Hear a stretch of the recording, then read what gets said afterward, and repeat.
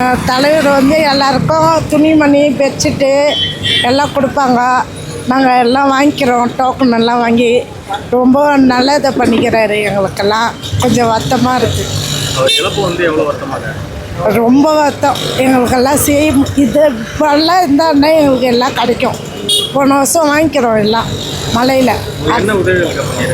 அவர் சேலை, பேசி, பெட்ஷீட்டு, அரிசி எல்லாம் கொடுத்துக்கிறாரு எங்களுக்கு. போன வருஷம் வாங்கிக்கிறோம் நாங்கள்.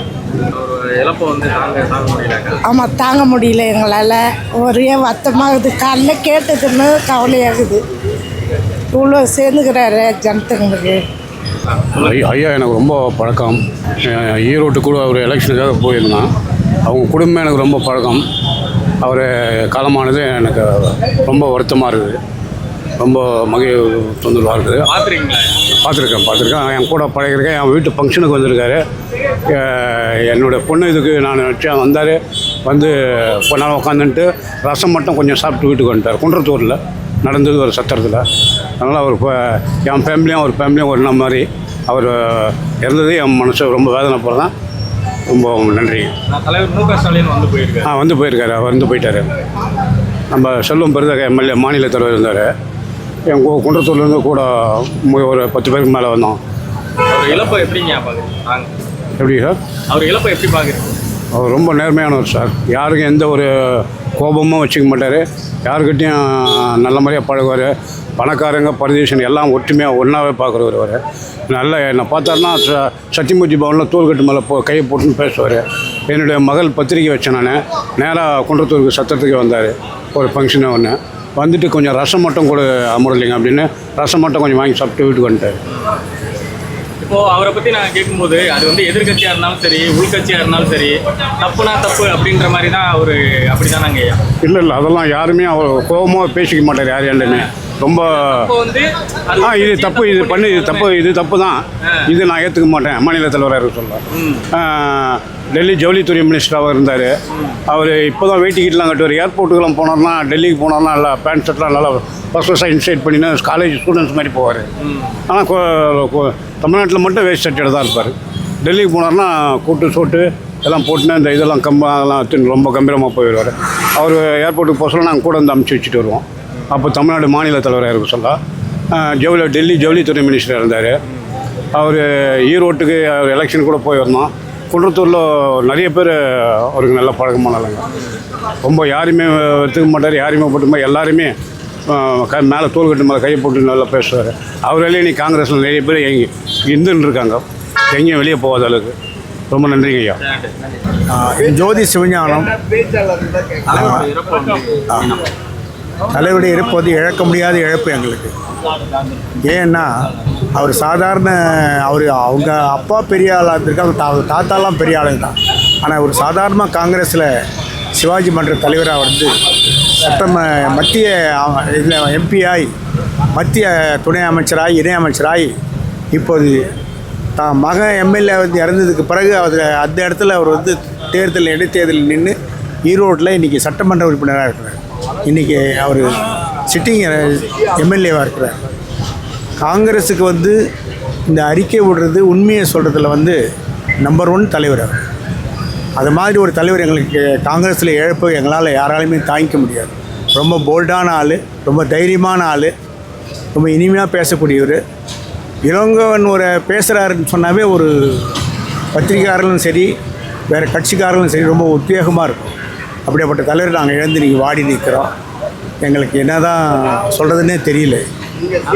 கேள்விப்பட்ட வரைக்குமே அவர் எதிர்கட்சியாக இருந்தாலும் சரி, உள்கட்சியாக இருந்தாலும் சரி, தப்புனா தப்பு அப்படின்ற மாதிரியான. அது மாத்திரம் இல்லை, நம்ம அம்மா இரும்பு மங்கையாக இருந்தாங்களே, ஏடிஎம்கே ஜெயலலிதா முதலமைச்சராக இருந்தாங்களே, அவங்கள பற்றி மற்றவங்க பேசுகிறதுக்கு கொஞ்சம் அச்சப்படுவாங்க.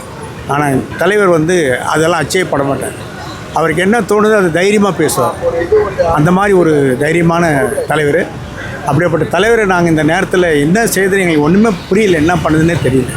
மிகச்சிறந்த பண்பாளரை தமிழகம், இந்தியா இழந்துவிட்டது. ஒரு அற்புதமான மனிதர். தான் கொண்ட கொள்கைக்கும் சரி, தான் சொன்ன கருத்துக்கும் சரி, எவரிடமும் வளைந்து கொடுக்காத ஒரு மாமனிதர்.